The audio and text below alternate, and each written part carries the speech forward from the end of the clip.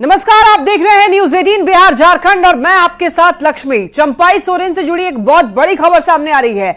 दिल्ली पहुंच गए हैं चंपाई सोरेन। आपको बता दें कि निजी काम के लिए दिल्ली आए हुए हैं, ऐसा चंपाई सोरेन का कहना है।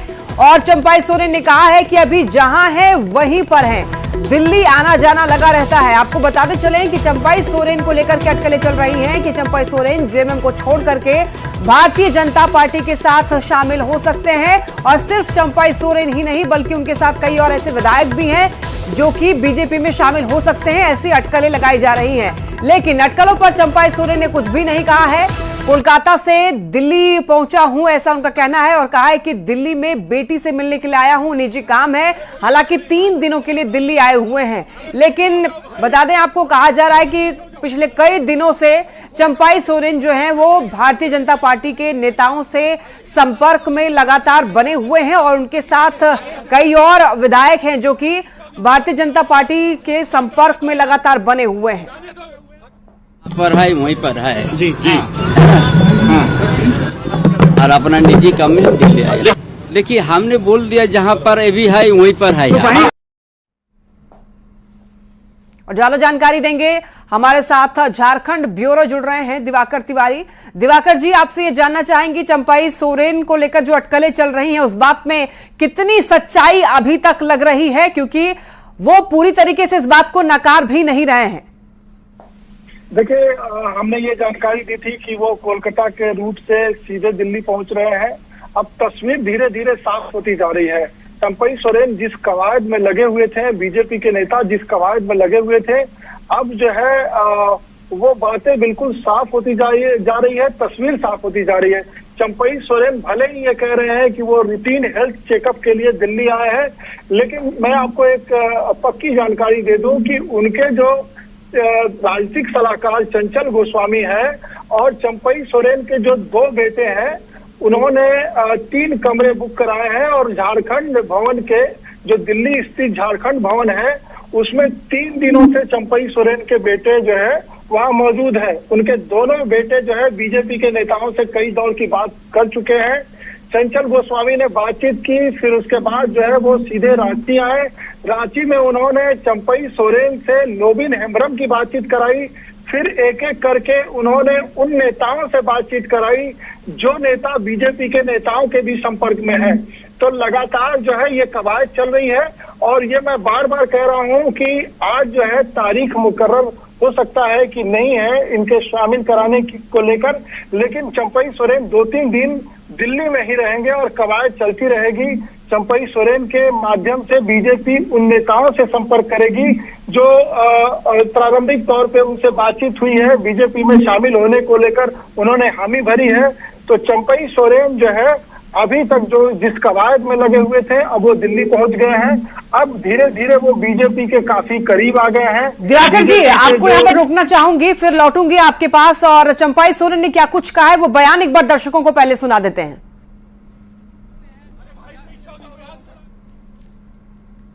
तो अभी आप झारखंड बोलने दे यार, वही बोलने दे। चलो जी जी सर। अभी हम जहाँ पर है वहीं पर है जी जी हाँ। और अपना निजी काम में दिल्ली आए। लेकिन सर बीजेपी ज्वाइन करेंगे, बीजेपी ज्वाइन कर रहे हैं या नहीं, हाँ या ना सर, ये तो क्लियर कर सकते हैं आप। देखिए, हमने बोल दिया जहाँ पर अभी है वहीं पर है। लेकिन मुख्यमंत्री पद से आपको मुख्यमंत्री पद से हटाने के बाद झारखंड मुक्ति मोर्चा के कई विधायक नाराज थे कि परिवारवाद को खत्म करके चंपाई सोरेन आगे आए हैं, अब उन्हें हटाया जा रहा है। बड़े नेता हैं आदिवासी। सर, एक बड़े नेता हैं आप आदिवासी, आपको हटाया गया, क्या आपकी नाराजगी है हेमंत सोरेन से या जेएमएम से? आपको लगता है कि नहीं हटाना चाहिए था, चुनाव आपके उसमें होना चाहिए था? जी सर। आप लोग जैसे हमको सवाल करते जा रहा है ना, जी सर, हम उसमें क्या कहेंगे कि हम जो स्पेशल हम जो बोल दिया, हम निजी काम के लिए काम में आए हैं हाँ। और हम जहाँ पर है वहीं पर है। चंपाई साहब कलकत्ता आप गए थे, शुभेंदु जी से मुलाकात हुई आपकी? ये नहीं, हम अभी किसी से मुलाकात नहीं हुआ। जब हमारा कार्यक्रम ही हम नहीं बना है तो कार्यक्रम बनेगा तभी। कलकत्ता आप किस लिए गए थे? चलिए दिल्ली तो आप निजी काम से आ गए, कलकत्ता किस लिए गए थे? कलकत्ता से तो यहाँ आया हम। हाँ, वहाँ क्यों गए थे आप? बताया वहाँ भी आप लोग देखिए, हमें भी अपना काम में आया है, निजी काम में आया है, बाद में हम बताएंगे। एक सवाल क्या आप झारखंड मुक्ति मोर्चा में रहेंगे या आगे की बात हो सकती है? आप क्या रहेंगे कि नहीं? सवाल है, आप ऐसे ही सवाल करते हैं भाई। हम बोल दे जहाँ पर है वहीं पर हम है। दिवाकर जी हमारे साथ बने हुए हैं। दिवाकर जी, जिस तरीके से चंपाई सोरेन बयान दे रहे हैं वो बिल्कुल कंफ्यूजिंग स्टेटमेंट दे रहे हैं और पूरी तरीके से नकार भी नहीं रहे हैं। एक तरफ उनका कंफ्यूजिंग स्टेटमेंट, दूसरी तरफ वो कहा जा रहा है कि उनके घर से जेएमएम का झंडा भी हटा दिया गया। इसको किस तरीके से समझें? देखिए, सियासत में बहुत सारी चीजें समझने के लिए होती हैं और जो इशारे हैं चंपाई सोरेन की तरफ से ट्विटर हैंडल से सीधे जेएमएम से जो है किनारा करना, उन्होंने जेएमएम का जो है अपने ट्विटर हैंडल से कहीं भी जिक्र था उसको हटा दिया है। उन्होंने अपने कार्यालय और अपने आवास से जो है जेएमएम के झंडे हटा दिए हैं। अभी वो जो है रात को उन्होंने कल देर शाम यहाँ से बोला कि वो सीधे जमशेदपुर जा रहे हैं और उन्होंने बयान दिया था कि जमशेदपुर वो निकल रहे हैं, लेकिन सीधे कलकत्ता चला जाना और कलकत्ता से फिर सीधे जो है दिल्ली जाना। और उनके 2 बेटे पहले से दिल्ली में मौजूद हैं और बीजेपी नेताओं से लगातार बातचीत कर रहे हैं। चंचल गोस्वामी जो उनके राजनीतिक सलाहकार हैं वो लगातार बीजेपी से बातचीत कर रहे हैं। तो ये सारे संकेत और सारी कड़ियों को अगर जोड़िए तो ये साफ हो जाता है कि चंपाई सोरेन की नजदीकी बीजेपी नेताओं के काफी करीब हो गई है।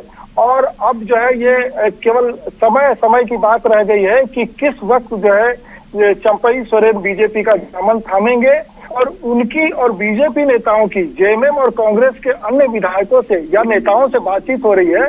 उनका जो है कब जो है तारीख तय किया जाता है कि उनको बीजेपी में शामिल कराया जाए। तो अब जो है तस्वीर धीरे धीरे साफ हो रही है। लगातार हम इस बात का इशारा कर रहे थे कि चंपाई सोरेन नाराज चल रहे हैं। जब उनको सीएम पद से हटाया गया था तो उन्होंने दबी जुबान में उन्होंने 1-2 वाक्यों में विधायक दल की बैठक में ही अपनी नाराजगी जाहिर कर दी थी और सीधे उन्होंने विधायक दल की बैठक छोड़ के और अपने आवास चले गए थे। उनको फिर मनाया गया और राजभवन की तरफ ले जाया गया। उन्होंने फिर मुख्यमंत्री पद से इस्तीफा दिया और नए मुख्यमंत्री के तौर पे जो है हेमंत सोरेन का नाम उन्होंने राज्यपाल को सुझाया। तो ये पूरी प्रक्रिया जो है समझने के लिए काफी है कि जब से जो है चंपाई सोरेन मुख्यमंत्री पद से हटाए गए हैं वो लगातार नाराज चल रहे थे, बीजेपी नेताओं के संपर्क में चल रहे थे और जैसे ही बीजेपी नेताओं ने कदम दर कदम आगे बढ़ाया, चंपाई सोरेन की तरफ से हाथ आगे बढ़ाया तो उन्होंने हाथ मिलाया है। अब औपचारिकता बची हुई है कि चंपाई सोरेन कब जो है बीजेपी में शामिल होंगे और उनके साथ जो है सबसे बड़ा सवाल ये है कि चंपाई सोरेन जब बीजेपी में शामिल होंगे तो उनके साथ विधायकों की कितनी संख्या होगी, कौन कौन से विधायक जो है बीजेपी का दामन थामेंगे।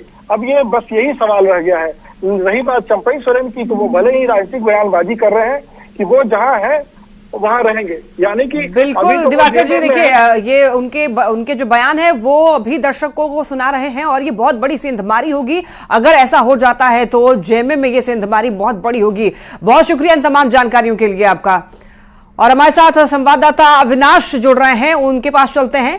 अविनाश, देखिए खबर सामने आ रही है कि चंपाई सोरेन के घर से जेएमएम का झंडा भी हटा दिया गया है, क्या जानकारी मिल रही है?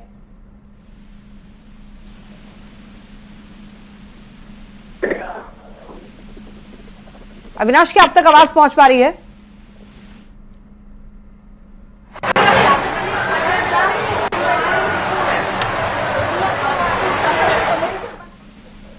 फिलहाल संपर्क नहीं हो पा रहा है संवाददाता से, लेकिन आपको लगातार अपडेट्स न्यूज 18 बिहार झारखंड पहुंचा रहा है। आपको बताते चलें अटकलें लगातार लगाई जा रही हैं कि चंपाई सोरेन और साथ ही साथ कई और जेएमएम के विधायक हैं जो कि भारतीय जनता पार्टी में शामिल हो सकते हैं।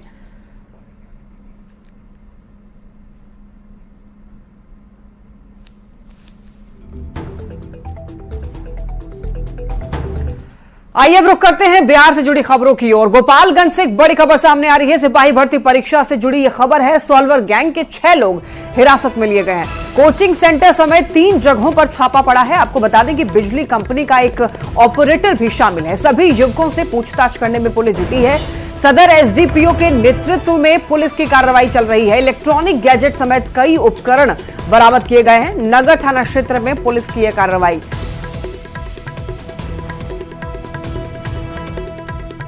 ज्यादा जानकारी के लिए न्यूज 18 संवाददाता गोविंद हमारे साथ जुड़ रहे हैं।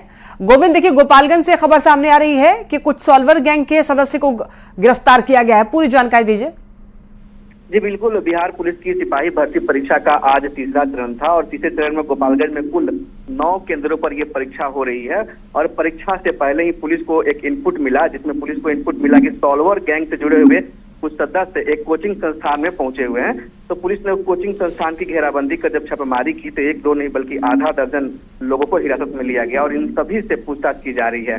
पुलिस के जो सूत्र हैं वो बता रहे हैं कि इनके पास से सॉल्वर गैंग के पास से जो है इलेक्ट्रॉनिक कई गैजेट से मिले हैं और ये लोग जो है परीक्षा शुरू होने के बाद किसी केंद्र पर सेटिंग के जरिए पेपर को आउट कराने वाले थे। लेकिन फिलहाल पुलिस इनसे पूछताछ कर रही है और पूछताछ के बाद गोपालगंज के जो एसपी हैं वो इस पूरे मामले में जल्द ही प्रेस कॉन्फ्रेंस कर बड़ा खुलासा करने की बात कही है।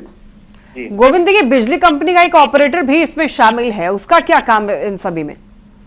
देखिए, जब कोचिंग संस्थान के पास जब छापेमारी की गई तो वहां से जो सॉल्वर गैंग से जुड़े हुए सदस्य थे उनकी गिरफ्तारी हुई। तो उन्होंने बताया कि इस पूरे मामले में, पूरे गिरोह में गोपालगंज के नगर थाना क्षेत्र के स्टेशन रोड का रहने वाला एक युवक है जो बिजली कंपनी में ऑपरेटर का काम करता है। उसने पूरे गिरोह को बुलाया था और उसी ने जो अभ्यर्थी है उनके जरिए उन अभ्यर्थियों को सेटिंग करके पैसे की लेन देन किया था। तो पुलिस ने उस ऑपरेटर को भी गिरफ्तार कर लिया है और उससे भी पूछताछ की जा रही है। तो उसने भी सिवान और मोतिहारी के कुछ और सदस्यों के नाम बताए हैं, जिसकी गिरफ्तारी के लिए इस वक्त गोपालगंज की पुलिस टीम जो है वो छापेमारी कर रही है और पूरे ऑपरेशन को अंजाम सदर एसडीपीओ प्रांजल है उनके नेतृत्व में दिया जा रहा है। फिलहाल 6 लोगों को गिरफ्तार किया गया है, इनसे अलग अलग थाने में रखकर इनसे पूछताछ की जा रही है। बाकी जो लोग हैं उनकी गिरफ्तारी के लिए गोपालगंज के अलावा सिवान और मोतिहारी जिले में छापेमारी चल रही है। जी ठीक है गोविंद, बहुत धन्यवाद इन तमाम जानकारियों के लिए। सहरसा से एक बड़ी खबर, मां और बेटी की गला रेतकर हत्या कर देने की खबर सामने आ रही है। सरकारी स्कूल के भवन में ही शव मिला है। बता दें आपको, फूल तोड़ने के लिए मां और बेटी दोनों बाहर निकली थी। हालांकि इस पूरे मामले की जांच पड़ताल में पुलिस जुट चुकी है। सदर थाना क्षेत्र की घटना है, डबल मर्डर से आपको बता दें कि सनसनी फैल गई है। मां और बेटी दोनों की गला रेतकर हत्या कर दी गई है। बताया जा रहा है कि घर से मां और बेटी फूल तोड़ने के लिए निकली थी और खबर आई कि दोनों की हत्या कर दी गई। ज्यादा जानकारी के लिए संवाददाता कुमार अनुभव हमारे साथ जुड़ रहे हैं। अनुभव, डबल मर्डर का यहां पर मामला सामने आया है, पूरी जानकारी दीजिए। जी मैं बता दूं, ये आज सुबह का मामला है जब तकरीबन 4 से 5 बजे के बीच में जो है फूल तोड़ने के लिए मृतका अपनी बेटी के साथ निकली थी और इसी दौरान जो है उसकी हत्या हुई है। और सरकारी स्कूल है, सरकारी स्कूल के कमरे में जो है दोनों की गला रेत के हत्या की गई है। हत्या की जानकारी जो है आसपास के लोगों के द्वारा जो है उसके परिजनों को मिला तकरीबन 9:30-10 बजे के आसपास जो है। उसके बाद जो है काफी भीड़ जमा हो गई है। पुलिस को सूचना, पुलिस घटनास्थल पर पहुंची, उसके बाद से ही जांच में जुट गई है। हालांकि अभी तक स्पष्ट नहीं हो पाया है जो हत्या का कारण क्या है, लेकिन जिस तरह से मृतका का शव देखा गया है, जो रेप का भी जो है मामला कहीं न कहीं संदिग्ध रूप से हो सकता है, आशंका जताई जा रही है। जी, और ये कब का मामला है? क्या ये सुबह 10 बजे की बात है अनुभव? नहीं, ये मामला जो है सुबह का है, जब 4 से 5 बजे सुबह में जो है दोनों माँ बेटी जो है निकली थी फूल तोड़ने के लिए। उसके बाद हत्या कब की गई है इसकी जानकारी किसी को नहीं है। हालांकि जो है 9:30 बजे के आसपास जो है सबको देखा गया, उसके बाद जो है पुलिस को सूचना दी गई। जी ठीक है, नजर बनाए रखिए। बहुत शुक्रिया इन तमाम जानकारियों के लिए अनुभव। पटना से एक बड़ी खबर, कुख्यात अपराधी शंकर वर्मा की हत्या कर दी गई है। अपराधियों ने शंकर वर्मा को गोली मारी है। आपको बता दें कि आपसी रंजिश में हत्या की आशंका जताई जा रही है। मृतक पर 18 आपराधिक मामले दर्ज हैं। सुल्तानगंज थाना क्षेत्र की यह घटना बताई जा रही है। मामले की जांच पड़ताल में पुलिस जुट गई है। अपराधियों ने शंकर को गोली मारी है। बताते चले आपको, कुख्यात अपराधी शंकर वर्मा की हत्या कर दी गई है। अपराधियों ने शंकर वर्मा को गोली मारी। आपसी रंजिश का मामला बताया जा रहा है। कहा जा रहा है आपसी रंजिश में ही हत्या की गई हो, आशंका जताई जा रही है। मृतक पर 18 आपराधिक मामले पहले से ही दर्ज हैं। सुल्तानगंज थाना क्षेत्र की यह घटना बताई जा रही है। यह मामला पुलिस के संज्ञान में है। जांच पड़ताल में पुलिस जुटी हुई है। और एक बड़ी खबर नालंदा के हिलसा थाना क्षेत्र के भट बिघा गांव से है, जहां पर एक ही घर में 3 लोगों ने फांसी लगाकर खुदकुशी कर ली। घटना के बाद इलाके में सनसनी फैल गई है। एक ही घर में 3 लोगों ने आत्महत्या कर ली। आपको बता दें, सूचना मिलने पर पुलिस घटनास्थल पर पहुंची और मामले की जांच पड़ताल में जुट गई। हालांकि अभी तक घटना का कारण स्पष्ट नहीं हो पाया है कि 3 लोगों ने खुदकुशी क्यों की, खुद फांसी लगा करके हत्या खुद की क्यों की। हालांकि ये मामला पुलिस के संज्ञान में है, जांच पड़ताल में पुलिस जुटी हुई है। आपको बता दें, तस्वीरों में आप देख सकते हैं कि यहाँ पर महिला पुलिसकर्मी भी पहुंची हुई है। तीनों ने फांसी लगा करके खुदकुशी कर ली है। भट बिघा गांव की ये घटना है, एक ही घर में 3 लोगों ने फांसी लगा ली। खबर पूर्णिया से है। प्रेमी के साथ मिलकर एक पत्नी ने अपने ही पति की हत्या कर दी है। ये मामला अमौर थाना के भतौरिया गांव का है। आरोपी पत्नी ने हत्या की बात कबूल कर ली है और बताया जा रहा है कि साजिश के तहत नेपाल ले जाकर के पति की हत्या की गई। भतौरिया गांव का रहने वाला परवेज आलम अपनी बेटी को डॉक्टर से दिखवाने के लिए पत्नी रेहाना खातून के साथ नेपाल गया था। वो लोग नेपाल के एक होटल में रुके थे और यहीं पर प्रेमी अबू नसर के साथ मिलकर के पत्नी रेहाना खातून ने परवेज की हत्या कर दी, ऐसी खबर है। हत्या के बाद शव को लेकर वापस भतौरिया गांव भी पहुंची और एक्सीडेंट में पति के मारे जाने की बात कही। हालांकि कड़ी पूछताछ के बाद रेहाना ने पूरी सच्चाई बता दी है। पुलिस इस पूरे मामले की जांच पड़ताल कर रही है। आरोपी प्रेमी की तलाश की जा रही है।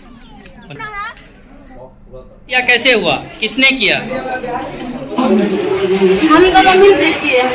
हम दोनों कौन दोनों, नाम बताइए उसका। एक हम है, एक अबू नसर है। हाँ, एक हम है, एक अबू नसर है। कहाँ के हैं अबू नसर? अच्छा, उसका हत्या करने का क्या कारण था, क्यों हत्या किया? वो खून पानी पहले होगा। और यहाँ रुक रहे एक छोटे से ब्रेक के लिए। आप देखते रहिए न्यूज़ 18।